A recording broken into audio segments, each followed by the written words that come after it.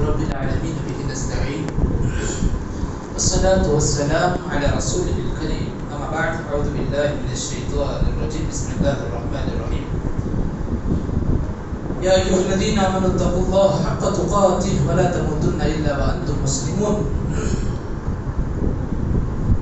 معزز نوجوانان اسلام، برزنشین خواتین ملت، رب العالمین کا بے پایا شکر اس کا احسان ہے جس کی توفیق اور عنایت سے سماعت قرآن کے ساتھ مفہوم قرآن کو بھی جانتے ہوئے ہم زندگی گزار رہے ہیں. رب العالمین سے دعا ہے کہ وہ ہماری زندگیوں کو ہدایت سے منور کر دے، قرآن کی روشنی سے ہمارے دلوں کو منور کر دے اور اس کی تاثیر سے ہماری زندگیوں میں برکتیں نازل فرما دے. آمین.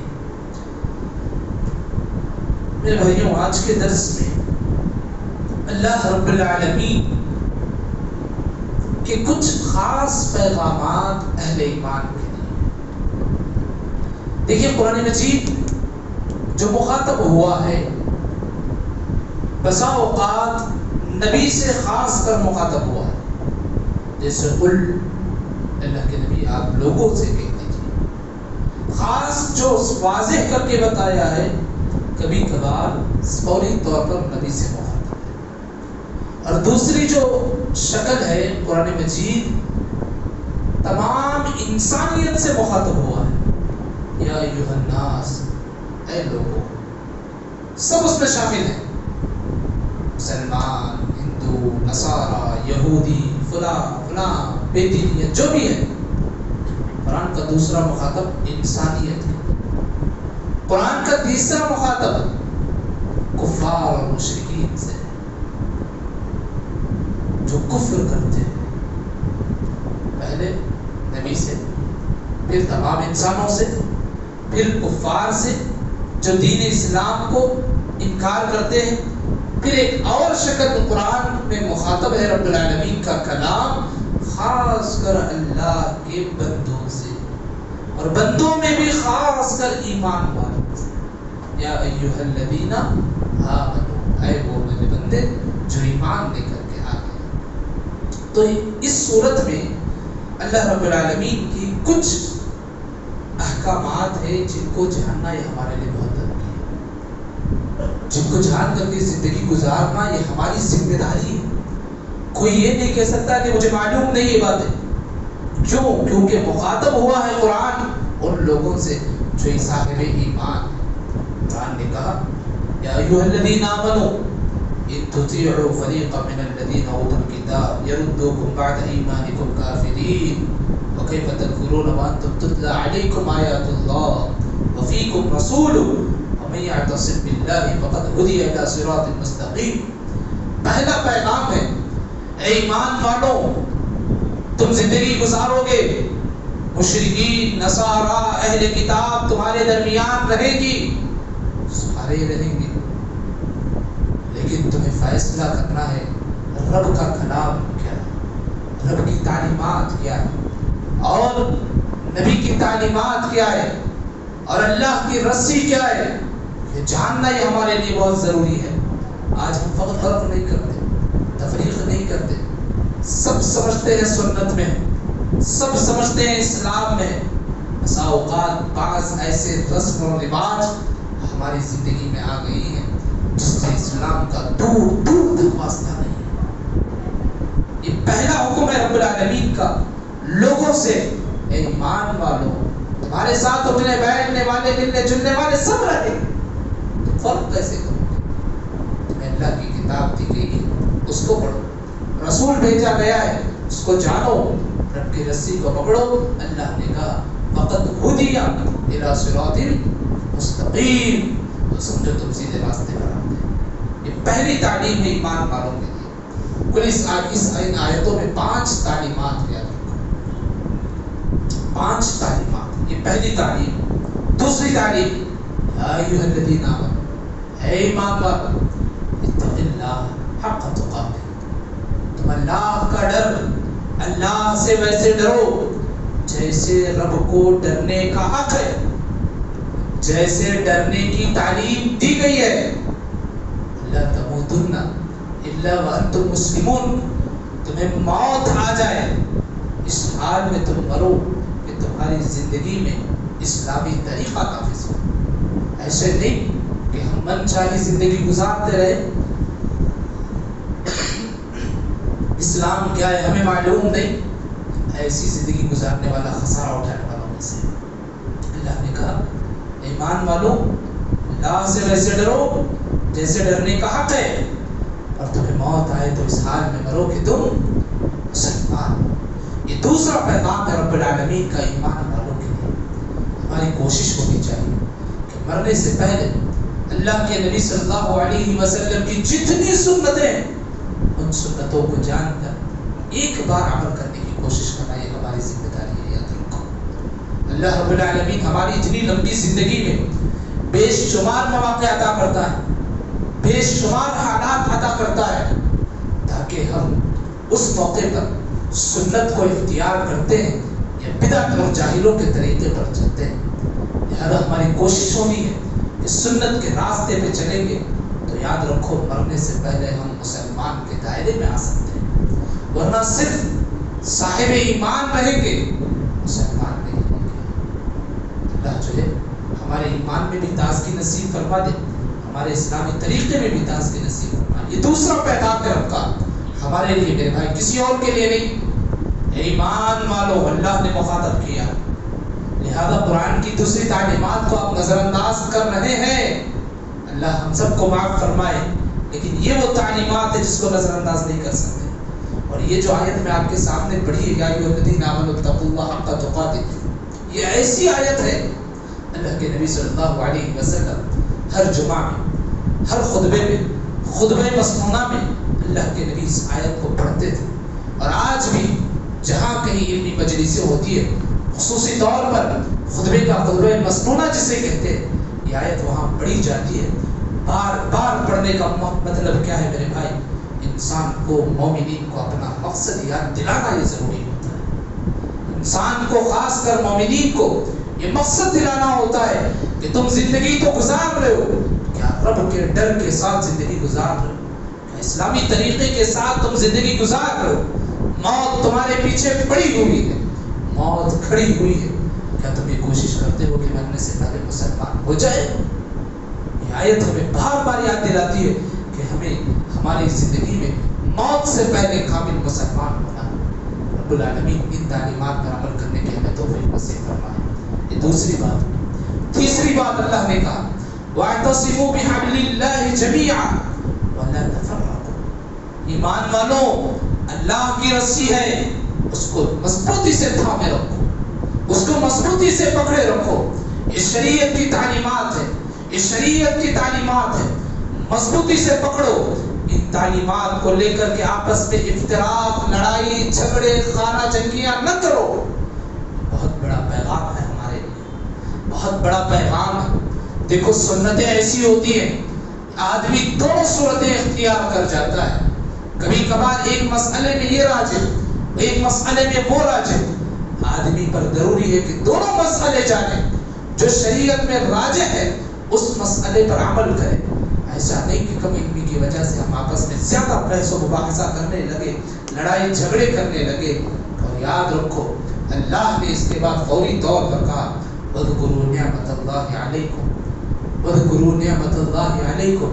تم اللہ کی نعمتوں کو یاد کرو. آپس میں لڑ رہے ہو، جھگڑ رہے ہو، خانہ جنگیاں کر رہے ہو، اللہ نے یہ جو سکون کی زندگی دی ہے، اللہ کی نعمتوں کو یاد رکھو.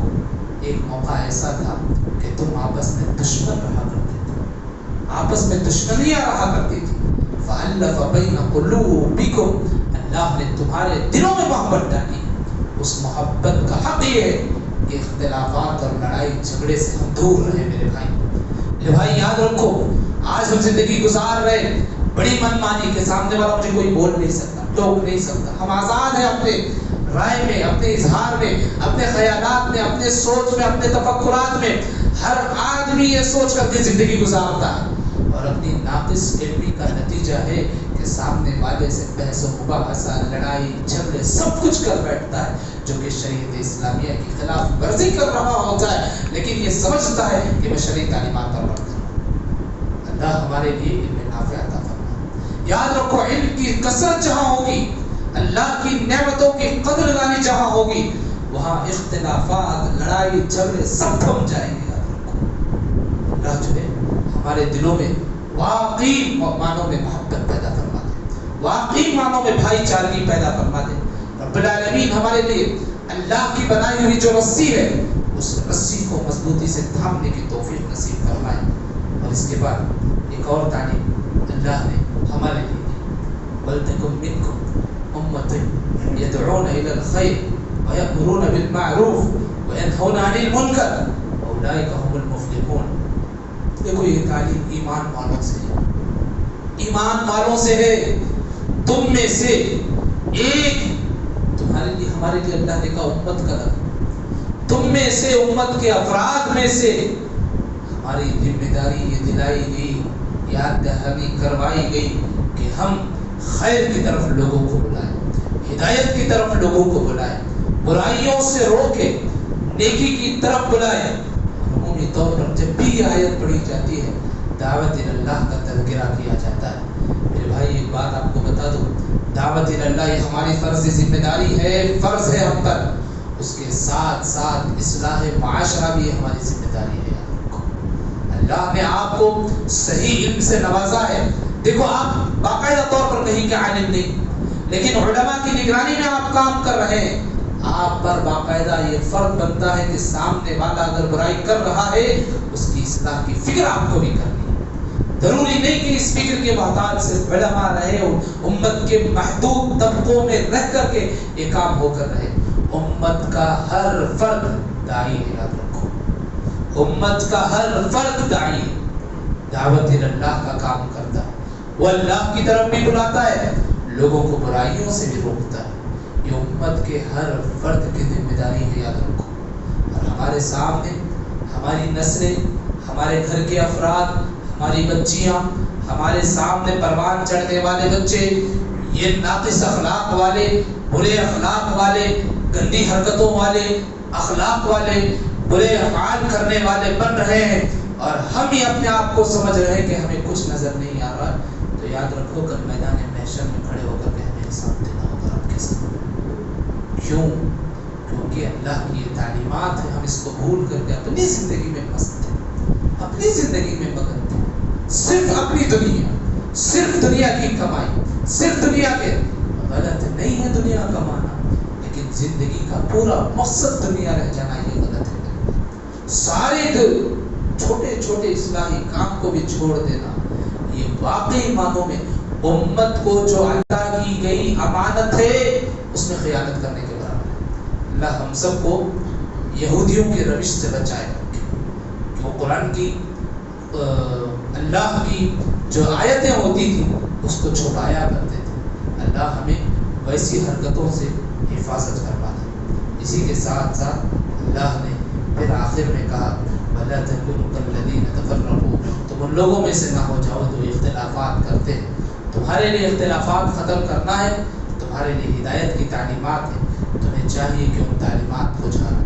میرے بھائی یہ 4 سے 5 باتیں یہ ہماری ذمہ داری ہے زندگی کی۔ ہم اپنے آپ کو مسلمان کہیں گے ضرور، مومن کہیں گے ضرور، لیکن یہ سماج کی ذمہ داریاں ہم پر ضروری ہیں۔ اللہ نے کہا اے ایمان والو تمہیں یہ کام کرنے ہیں۔ اختلافات آئیں گے، لڑائی جھگڑے ہوں گے، لوگوں کے خیالات منتشر ہوں گے، لیکن ایک مومن کا امت محمدیہ کے راستے پر چلنے والے کا طریقہ کیا ہوتا ہے؟ وہ طریقہ اللہ نے یہاں 5 باتوں میں ذکر کر دیا ہے۔